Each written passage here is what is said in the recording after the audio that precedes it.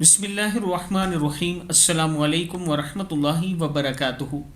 आबिद राजा channel की तरफ से आज मैं अपने दोस्तों को रसूलुल्लाह सल्लल्लाहु अलैहि वआलिहि वसल्लम का एक फरमान बताऊंगा। इसे गौर से सुनिएगा।